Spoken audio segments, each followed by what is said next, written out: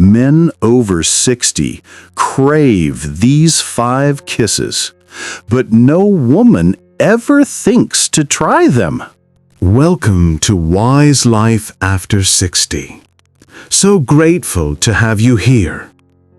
Have you ever noticed that after 60, love feels different? It isn't about chasing fireworks anymore. It's about creating the kind of moments that stay with us, the quiet ones that make us feel both desired and deeply understood. A kiss given in the right place can do more than ignite passion. It can awaken a memory, bridge distance, and remind someone that even after decades of love and loss, desire still has a pulse. The right kiss speaks without words. It tells a man that he is still seen, still wanted, still capable of stirring something real.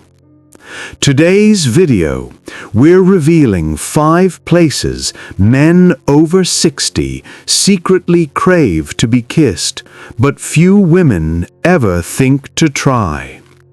These are not ordinary kisses. They carry emotion, recognition, and the silent language of intimacy that deepens over time. Before we begin, tap that like button and subscribe to Wise Life After 60, where we explore love, wisdom, and the emotional artistry of connection in this beautiful stage of life. So, let us begin with the first kiss that every man secretly hopes for, even if he never dares to ask. Place number 1. The kiss on the back of his neck. It's subtle, almost innocent, but it speaks directly to a man's deepest need to feel wanted without having to perform, to feel chosen in his quietest moments. Men over 60 often carry a lifetime of strength, composure, and self-control. They've learned to hold emotion close, to be the anchor for everyone else. But underneath that stillness lies a longing to be disarmed, to be reminded that they are still human, still desired beyond their strength. A soft kiss on the back of the neck does just that. It bypasses logic and ego, awakening something primal and tender all at once. I once heard a woman named Claire describe it perfectly. She said her husband of 35 years, Michael, had grown quieter with time. Not cold, not unloving, just still. The kind of stillness that comes after a long life spent providing, protecting, and being the one everyone else leans on. Their mornings had become routine. The sound of the kettle, the smell of toast, the gentle shuffle of slippers on the kitchen floor. They shared space, conversation, and even laughter, but something wordless had faded between them. One ordinary morning, she was standing at the doorway watching him make coffee. The morning light caught the silver in his hair, and she suddenly felt a wave of affection that surprised her. She walked up behind him, slid her arms lightly around his waist, and kissed the back of his neck, a place she hadn't touched in decades. The reaction was instant. His shoulders tensed, the spoon in his hand paused mid-air, and then he simply stood still. He froze, she said, smiling softly, not because he didn't like it, but because no one had touched him that way in years. When he finally turned around, she saw something she hadn't seen in a long time, that quiet, boyish bewilderment in his eyes, as if he'd been reminded of a part of himself he'd forgotten existed. Later that evening, over dinner, he told her the strangest thing, that the kiss had followed him all day. He said it wasn't the kiss itself, it was what it meant. that you wanted me, not for what I do, but just for being me." Claire said she'd never forgotten that moment. Not because it was grand or romantic, but because it revealed how hungry men can be for the simplest kind of affection, the kind without expectation, performance, or demand. It's funny. You can share a bed with someone for 30 years and still forget to remind them that they're wanted. That single kiss, placed softly at the base of his neck, became a quiet ritual. Sometimes in the morning, sometimes before bed. It didn't just reignite physical closeness, it created a new language between them, one made of gestures instead of words, presence instead of promises. This is what a kiss like that does. It bypasses the years, the routines, the unspoken distance that time builds, and touches the part of a man that still longs to be recognized, the part that says, "I'm still here. Do you still see me?" Love, after all, is rarely lost in storms. It fades in silence. And sometimes, one small act, one kiss on the back of the neck, can be enough to remind two souls how to find their way back. Number 2. The kiss on his hands.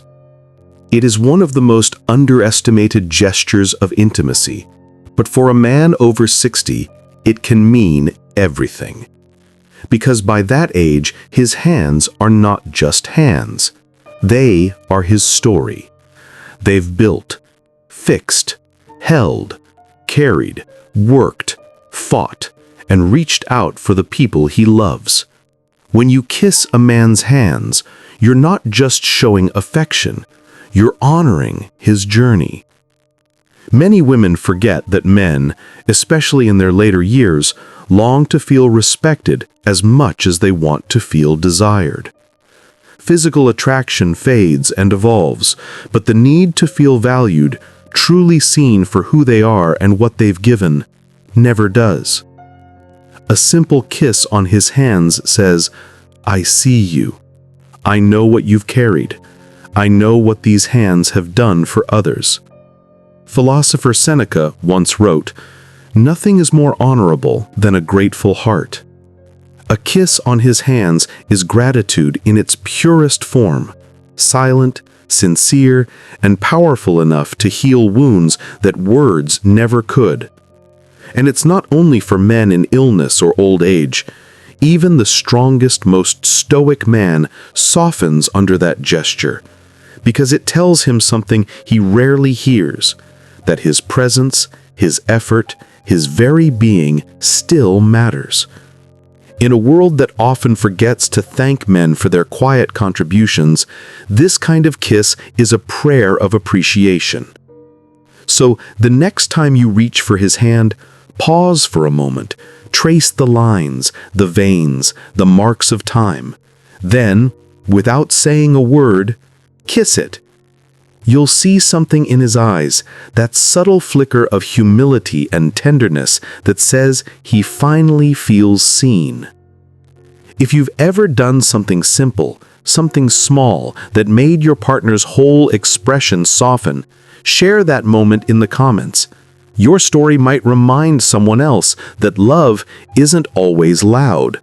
Sometimes it's just the sound of two hands meeting in quiet understanding. Place number 3. The kiss on his eyes. There is a kind of kiss that transcends desire, one that carries neither hunger nor seduction, but something far more intimate, understanding. It's the kiss on his eyes. Few people think to give it, yet for a man, especially one who has lived long enough to have seen both beauty and pain, it can touch him in a way that no other gesture can. Because by the time a man reaches 60, his eyes have seen everything. They've seen loss, disappointment, and fleeting joy. They've seen children grow, dreams fade, and life unfold in all its imperfect beauty. behind those eyes lie memories he rarely speaks of, moments that made him proud, and others that left him haunted. When you kiss his eyes, you're not just touching skin, you're acknowledging a lifetime of what he's seen, endured, and carried in silence. A woman named Margaret once shared a story that stayed with me. Her husband, Thomas, was a quiet man who had worked in the same steel factory for nearly 40 decades. His eyes, she said, always looked tired, not from lack of sleep, but from years of responsibility and restraint. One evening during a power outage, they sat together in the dark, candles flickering between them. She looked at him, really looked at him, and noticed how time had deepened the lines around his eyes. Without thinking, she leaned forward, held his face, and kissed each eyelid gently. She told me that he took a deep breath, almost like someone had just lifted a weight off his chest. "No one's ever done that before," he whispered. She smiled and said, "Then no one's ever really seen you." Margaret said he didn't answer. He just closed his eyes again, and for a long while they sat in silence. But from that night on, something in him softened. The man who had always carried the world on his shoulders began to laugh more, to smile more. It was as if that small gesture had told him, "You don't have to see everything anymore. You can rest now." Philosopher Khalil Gibran once wrote, "Love is not looking at each other, but looking together in the same direction." Yet the kiss on a man's eyes reverses that truth in the most beautiful way. It's not about looking outward, but inward. It's about closing his eyes to the noise of the world and letting him feel safe in your presence. To kiss his eyes is to say, "You've seen enough pain, enough struggle, enough loneliness. Close them now, and let me be the calm that replaces what once hurt you." It's the kind of affection that says, "You are not alone in what you've witnessed. I am here, and I see it all. The strength, the sorrow, the quiet courage." And if you've ever had a moment where you looked into someone's eyes and saw not just the person they are, but the life they've lived, you understand the power of this gesture. It is love stripped of all performance. It is connection in its purest, gentlest form. Number 4, the kiss on his forehead. It is a whisper of acceptance, a silent vow that says, "You are safe here." When a woman kisses a man on the forehead, she is not touching his body. She is touching the boy he once was, the warrior he became, and the soul that still longs for rest. Men rarely admit this, but behind their strength often lives a quiet exhaustion. They spend decades being protectors, providers, and pillars of endurance. They are taught that showing vulnerability equals weakness. Yet in that small, still moment, when a woman places her lips gently on his forehead, the entire script of his life seems to soften. For once, he is not expected to fight, to fix, or to prove anything. For once, he is allowed to just be. The philosopher Epictetus once wrote, "No great thing is created suddenly." That is true for love as well. Great love isn't built on grand gestures or fiery words. It's shaped in small, deliberate acts that make another human being feel safe. And few things do that as completely as the kiss on the forehead. So, when you find yourself close to him, maybe after a long day or a quiet evening spent in shared silence, take his face in your hands, look into his eyes, and kiss his forehead. Let that kiss tell him everything words cannot. You don't have to carry it all anymore. You are loved. You are home. If you've ever shared a moment like that, one that reminded you love can be both strong and gentle, share your story in the comments, because the kiss on the forehead isn't about romance. It's about reverence and the quiet miracle of being truly understood. Number 5. The kiss along his jawline. There's a reason the jawline carries such quiet magnetism. It's the edge between who a man shows to the world and who he becomes when he lets his guard down. Every line, every faint shadow there tells a story of restraint, of discipline, of unspoken confidence. And when your lips trace that line softly, deliberately, you aren't just kissing a part of his body. You're acknowledging his strength and his humanity. You're touching the space between power and vulnerability. A kiss along a man's jawline has a particular kind of electricity. It's not wild or hurried, it's intentional. It tells him, I admire you, I desire you, but more than that, I see you. The world often teaches men to equate desire with dominance. Yet this kiss reverses that balance. It invites him to receive affection, to feel adored without needing to prove or perform. It's a kiss that blends passion with respect. An intimate whisper that says, you don't have to be strong right now. I once heard a story from a woman named Lorraine, who met her partner Peter later in life, both widowed, both guarded. One evening, as they sat together after dinner, she leaned in, resting her hand lightly on his chest, and kissed the line of his jawline.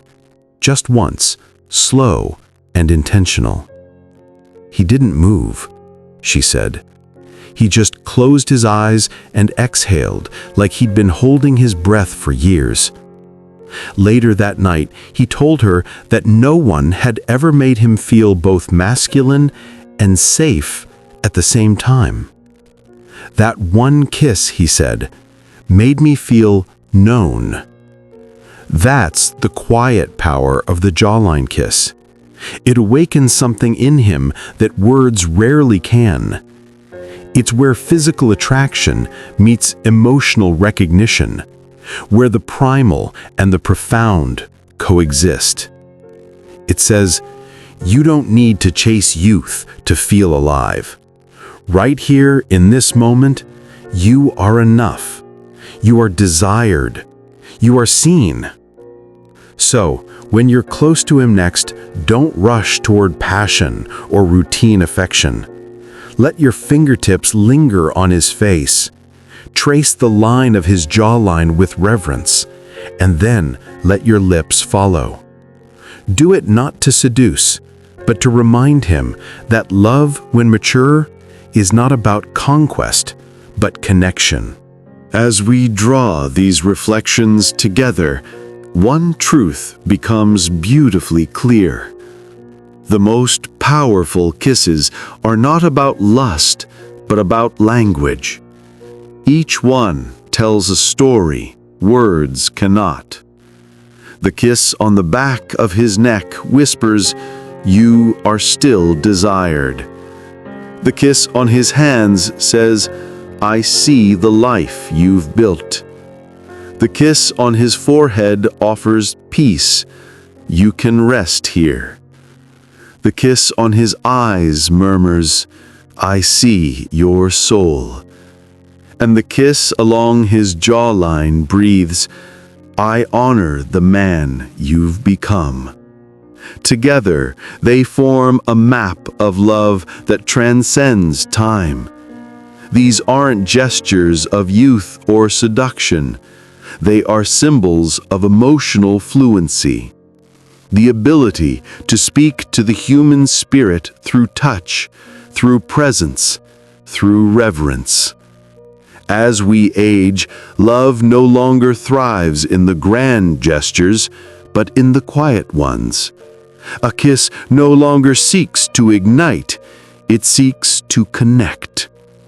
Philosopher Alain de Botton once wrote that love is not merely admiration for strength, but recognition of vulnerability. And that is the essence of these 5 kisses. They reach the places where his armor ends and his truth begins. Because in the end, love isn't about possession. It's about remembrance. Reminding one another that no matter how old we become, the need to be seen, cherished, and held never fades.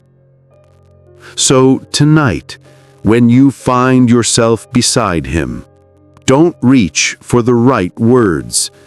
Let your touch become your truth. Let every kiss be a language of gratitude, of tenderness, of knowing. That is how love after 60 not only survives, but deepens. Not through passion's fire, but through its steady glow. If this video touched something within you, take a moment to like, subscribe, and share it with someone who still believes in the quiet magic of connection. Thank you for walking this path of reflection with me today, and see you again in the next video.